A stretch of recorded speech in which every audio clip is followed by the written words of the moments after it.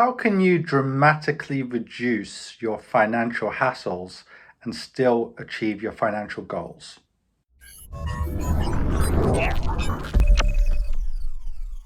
So in this video, I'm going to talk about how to reduce financial hassles as well as achieving your financial goals. Now, before doing that, go over to my website, adamfad.com, especially if you're an expat and a high net wealth individual, and see how I've helped people like yourself before. Now, when it comes to finances, obviously, people have their objectives, but people forget that one of the key reasons stopping people doing things that they know they really should do is hassle and procrastination, right? I mean, why is Amazon the biggest company or one of the biggest companies on the internet? It's because they make things easy to buy. So if something is good, but it's too much hassle, you're less likely to do it in the first place. So I've got 5 basic tips here, which could help you reduce financial hassles, at least in the long term, even if on day one there's a little bit of hassle. Now, number 1 is automate. If you can automate your investments, like link it to your credit or debit card, or have a standing order, which doesn't get cancelled unless you cancel it, you're more likely to save more. Think about it. Why do people usually not forget to pay their mortgage, or why do they always seem to pay their mortgage unless they get into really bad financial problems? That's because it comes out one day after they're paid, or 1 or 2 days after they're paid. So if you can actually invest at the start of every month after you're paid and automate it, then that's more likely to be beneficial. Having said that, obviously, if you're self-employed or you're somebody who doesn't know how much to actually put away, you might have to just start small and conservative. But just getting into that habit is so important, because once you've got into that habit, it's much easier to say, okay, I'm going to increase it now with a few clicks of the button. But if you never actually set it up, it's more likely you'll never do it. Number 2 is outsource.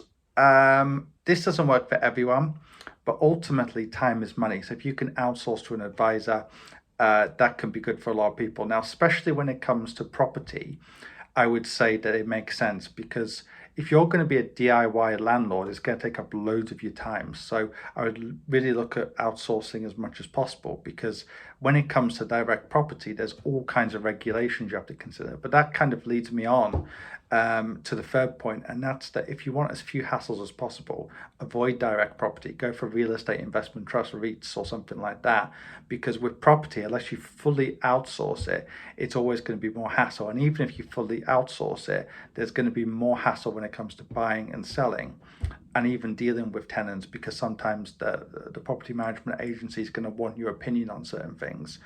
And number 4, keep it simple and don't use leverage. Now, leverage or debt can be good in certain cases, but it can also be risky, as I've mentioned. But obviously, if you want as few hassles as possible, avoid that.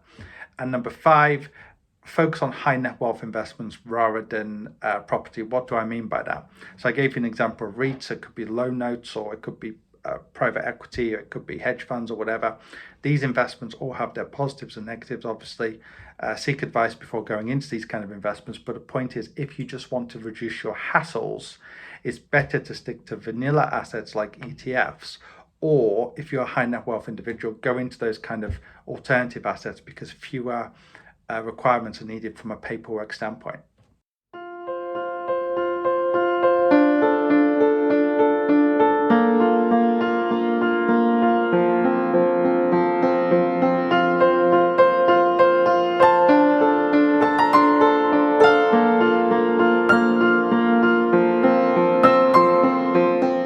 Depends on every person's individual goals, how much money they want to invest, how long they want to invest. And I did not have at all the feeling from any bank with which I had contact with that they were interested in these things. Whereas with you, it was from the very beginning obvious to me that you had experience in these matters and also were interested in what I wanted to achieve. Anyways, I'm very, very pleased and positive to say that I believe I've picked the right one. The results in the last couple of years have overreached my expectations by far.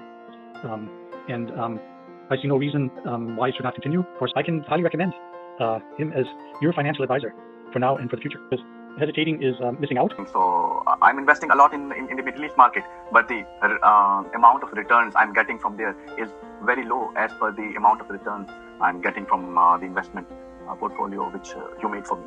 Obviously, the best result in market right now is Adam.